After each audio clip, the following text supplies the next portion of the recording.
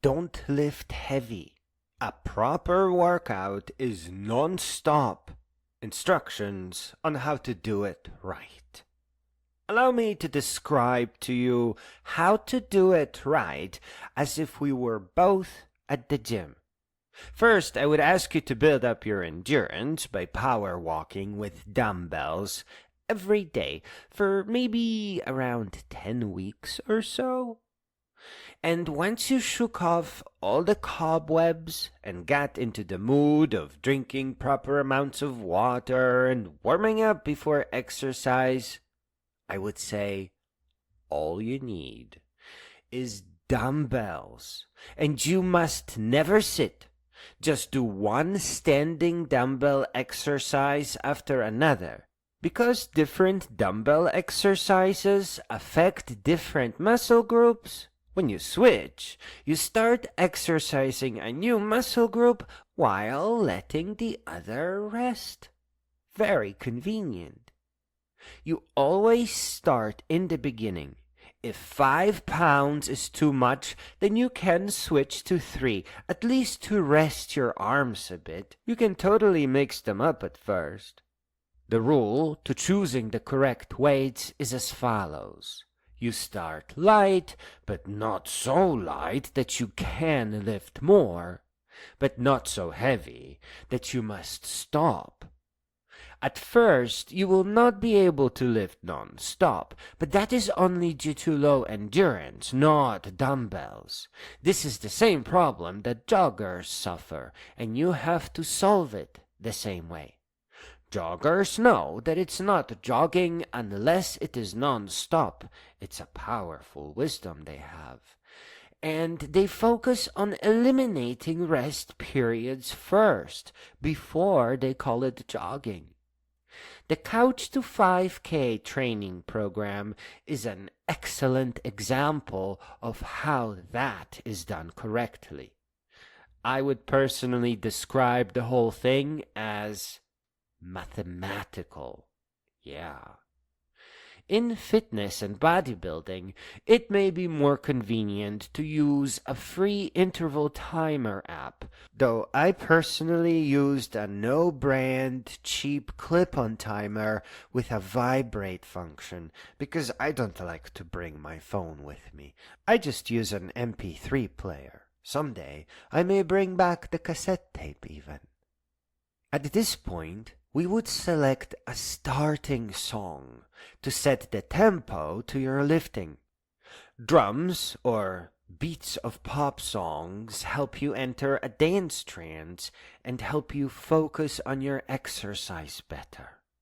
Please, it's very important that you understand you will never be able to finish your exercise without music.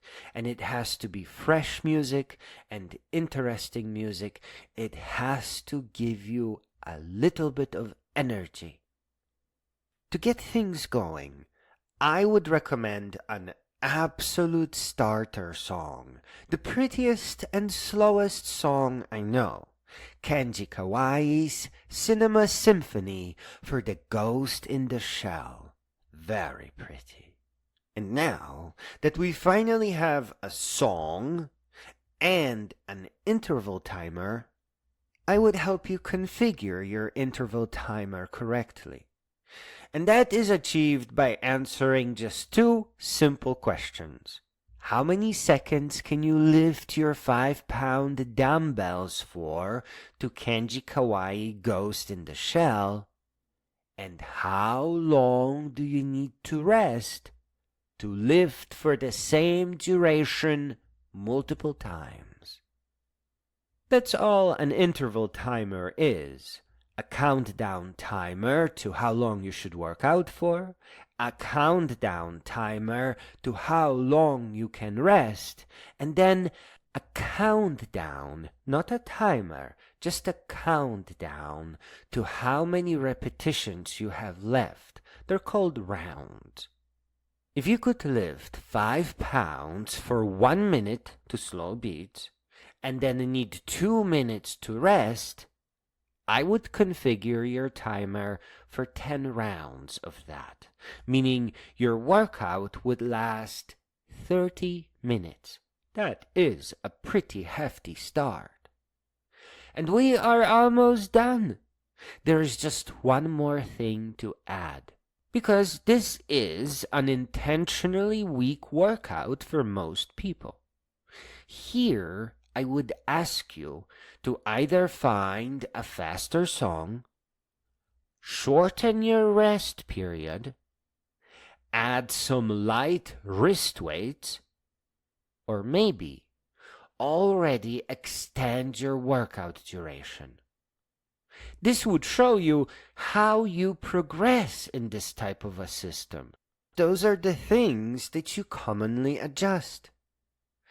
But it's important that you understand, until you eliminate all your rest, just like joggers, you are just training for a fitness exercise. So you still have your training wheels on. Elimination of rest should come first. That is to say, building up your endurance to lift light weights non-stop for an hour. But, given how slow the Ghost in the Shell song is, finding a faster song or a playlist of faster songs is also a pretty good idea early on. And just as soon as you can lift non-stop to just normal songs, you then have to set your eye on the next dumbbell weight.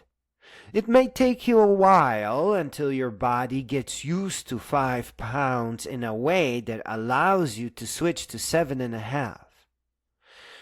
Going up by 5 pounds is way too much. 2.5 or 3 pounds is much better. You should always switch to 7.5 rather than a huge 10. This is, in my private opinion, when your muscles really grow the most, when switching from a comfortable and well-worn weight like 5 pounds to the next one over, like 7.5, then your muscles really get going. Finally, please note how those who lift heavy are completely stuck because they can't lift heavier or can't lift for longer. They're already completely maxed out. You see how you can do that, and thus, year after year, you will continue putting on muscle, continue transforming your body as you find faster songs, such as techno, increase the weight of your dumbbells all the way up to 15 or 17 or even 25 if you want to be that huge. Or simply double or triple your workout duration. And perhaps even more impressively, because you are actually giving your body time to adapt and actually lift safe weights, nothing will stop you. Nothing will hurt you. You will have no problem working out multiple hours up to 5 days a week until you meet your fitness goals, which are not going to be years away, but months away. In my private opinion again, heavy sets and reps are about 10 times slower than what I showed you here.